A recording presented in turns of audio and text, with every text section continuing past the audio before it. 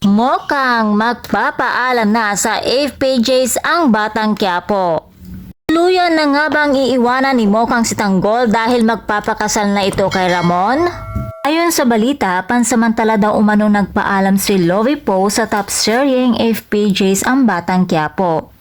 Matatandaan na kamakailan lamang ay inanunsyo niya sa kanyang Instagram account na engaged na pala ito sa kanyang British boyfriend na si Monty Blanco. Si Monty ay isang British film producer. Masaya naman ang kanilang mga kaibigan at fans sa anunsyo niyang ito. Samantala, kinunan na ang mga eksena ng kapamilya singer bago ito umalis patungong Europe. Mukhang matatagalan nga si Lovie bago ito bumalik ng Pilipinas at syempre, hindi naman nila pwedeng tsugiin ang karakter nito dahil madaming magagalit na manunood at mahalaga ang role niya rito. Lalo na at desidido na talaga itong pakasalan si Ramon alang-alang sa tatay nitong nasa hospital.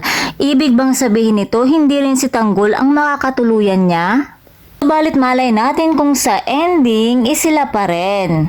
Samantala, ayon pa sa isang balita, isang premyadong actress di umano ang bagong karakter na papasok sa serye. Bukod pa riyan, malapit na malapit daw umano siya kay Coco Martin at mahalaga daw ang role niya rito. Noong una ay nagbibiruan pa daw sila ni Coco kung bakit hindi siya kunin kaya naman ngayon ay tinutuon na nga daw ni Coco Martin. Naman sa mga netizens, sana lang daw si Julia Montes o si Yassi Pressman ang papasok. Request naman ng iba, sana daw ay si Ivana Alawi ay pwede. Naman mga chikadoras, abangan na lamang natin. Please don't forget to watch, like, share, and subscribe my channel and click the notification button para ma-notify ka kung meron akong bagong video. Thank you for watching!